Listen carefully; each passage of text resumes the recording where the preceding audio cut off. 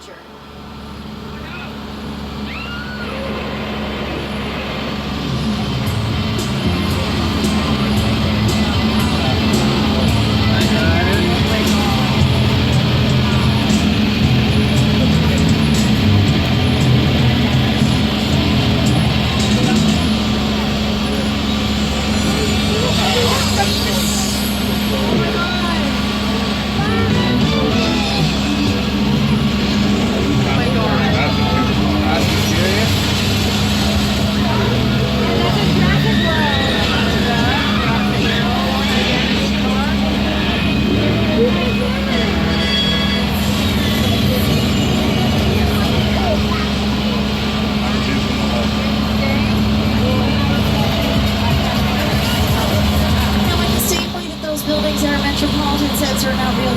Some of those picture cars have secrets of their own as well. For instance, the gyrosphere from Jurassic World looks a bit different now than you might remember it in the movie. Right, the film is completely encased in a glass sphere. There was no glass on the one we just saw. That's because it was actually never built with it. Glass you see in the movie is digital. They also use that gyrosphere for Jurassic World Fallen Kingdom. It remains to be seen if they'll use it for Jurassic World 3 coming in the summer of 2021, though they have confirmed that Laura Dern, Sam Neill, and Jeff Goldblum will all be returning to reprise their roles for the original 1983 Jurassic Park. Speaking of which, we do have some more picture cars from the Jurassic Park franchise to show you here. Not just picture cars, in fact, but also props and set pieces. Over here on the left, we've got the Mobile Lab from The Lost World Jurassic Park, the second film in the series. But guess what? That is actually made entirely out of plywood. That's right, in fact, as we come around the back and take a look behind, you can see some of the panels there are missing, which reveals the plywood underneath. Now that was one of oh dear. Sorry about that. Can't say I didn't look at it. I was thinking about the dinosaurs, but did you? Because I was not. Those are Dilophosaurus. They are mostly harmless. I gotta say, I've never seen them attack on a day like today. I mean, if the Jurassic Park movies taught us anything, it's that dinosaurs only attack when it's dark. Amity Island and Isla Nublar. That's your forecast for today. Now here's a look at what's going on in your neck of the woods. Thanks, Al. So here we are in Old Mexico. Now it seems like there's going to be a flash flood. That doesn't make any sense, though. I mean, you need rain for a flood, right? We were just talking about how it never rains here.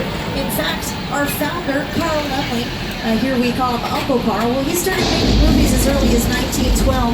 Back then, it was all happening in New York, but too often filming would have to be postponed because of adverse weather, things like rain and snow getting in the way, which is what led Uncle Carl to come out west to Southern California, where he just wouldn't have to worry about the weather quite so much. Whoa. That is ironic timing. Still, this doesn't look like quite enough rain for a flood. You know what? Let me just tell you about this set really fast here. Old Mexico, one of the oldest sets on the lot, can be seen in an episode of Westworld. It was used as Peru in Indiana Jones and Kingdom of the Crystal Snow. Westworld's awesome. Gosh, that really doesn't look like it's letting up. You know, it is hard for me to tell from up here, but Cars 3 and 4, can you just scream for me really loud if you see anything coming? Oh, yeah, okay, yeah, something's coming, cool. Oh my goodness. Please you're safe here at Cars 1 and 2, though, right? Great Scott. That escalated quickly. But don't worry, folks. None of that was real.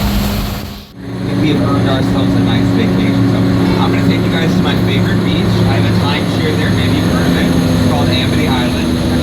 Like, I know we got some bad publicity recently, but did a whole PR blitz. It's really just like a great vacation destination. We were on shark for some great photos. Nothing bad ever happens here, guys. So, I'm sure that ominous music is nothing. Don't even worry about that. Make sure you guys stay seated.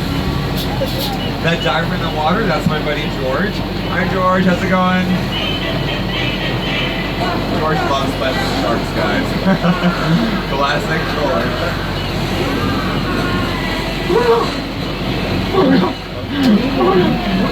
Oh guys, this is George's last day for retirement. You know what? There's nothing we can do. Let's just roll forward. We'll be a lot safer next to these tanks of gasoline. One thing I know is that sharks hate gas.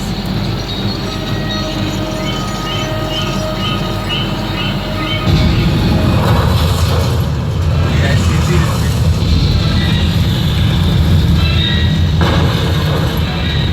Now, has anyone seen the shark?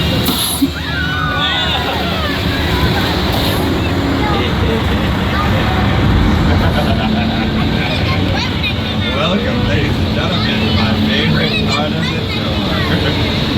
Now, I know what you're probably thinking, that shark looks a little bit fake up close. But if you look to the right, you will see the only shark in the entire world making the backstroke. America's Got Talent, y'all. And that is not the actual shark from Jaws. But my good personal friend Jack is a professional diver with the Amity Police. You can see his boat in the water. Don't see him in the boat. He's probably just doing a final sweep of the area to make sure it's all clear. Well, that can't be good.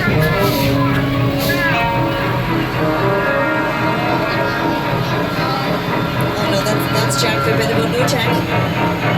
No Jack. Jack, there's a boat. There's a boat, Jack. Jack! Let me let go. I promise. Okay, well that really bit, I'm not gonna lie. I like to go on, but we don't want to end up like Jack, so let's just hide behind these canisters of gasoline. What could possibly go wrong?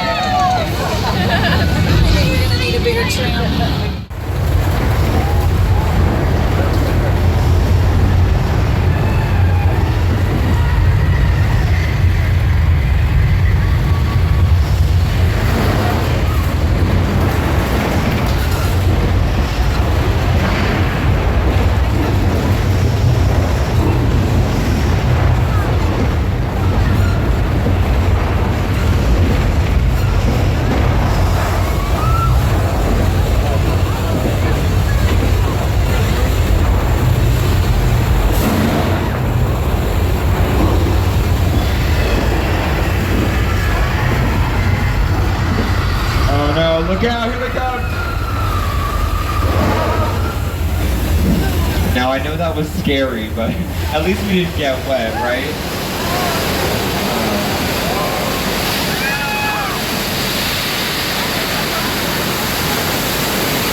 I think it's time to go on out of here.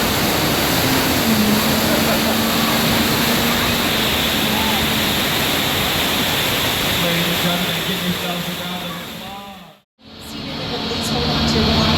We won't be able to retrieve any dropped items in this soundstage, just as a heads up. Now there is a second set upstairs. They've actually gone and built a two-story soundstage, which is very unusual. Upstairs is a kind of miniature metro set. So you can have some really nice tracking shots that'll take you directly from the underground up. Well, I think that was really quick. That's kind of neat. Anyways, okay. Alright. Just a little after shot. Should be fine as long as the ceiling doesn't cave in.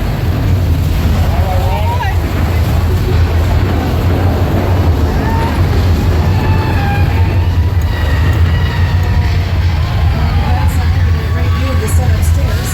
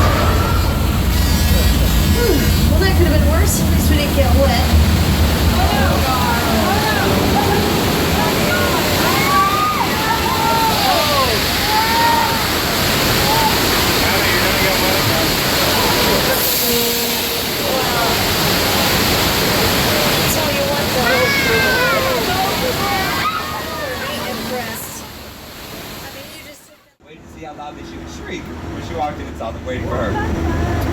Right now we're rolling with one of the largest sets on the Universal lot, the set of Steven Spielberg's War of the Worlds. On your left, that is a real 747 plane that was purchased by this production. Here is Steven Spielberg, a production designer, Rick Park, to tell you about their inspiration.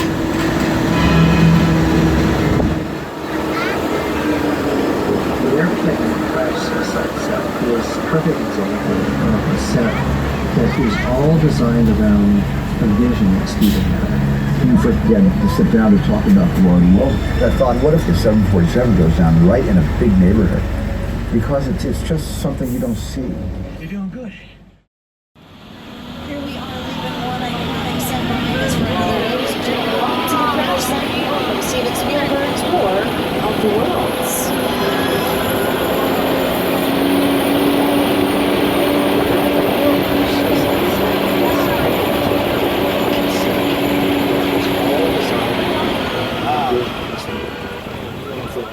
Sit down to talk about the war of the world. Yes, that is a real Boeing 747. It was purchased specifically for War of the Worlds for $60,000, then shipped here for $200,000. Psycho. That makes no sense. I heard there's some openings when you want to check in and, never check out. There's slashing prices. The rooms are to die for. You really scream. I'm not talking about it. Now, when Hitchcock was getting cycled by the census office, they were horrified by this film. His biggest complaint was the scene where Norman...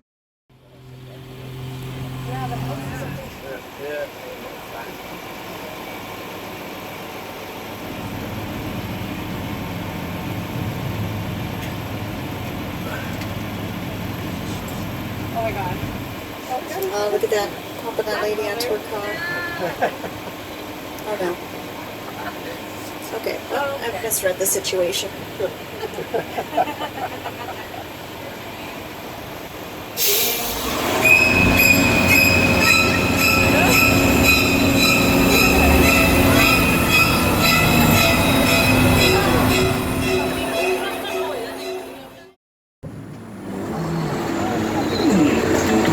On your right-hand side, this is the set of Ron Howard's Hollywood original Christmas starring Jim Carrey. Believe it or not, the neighborhood of Bluefield is built primarily out of styrofoam and chicken wire.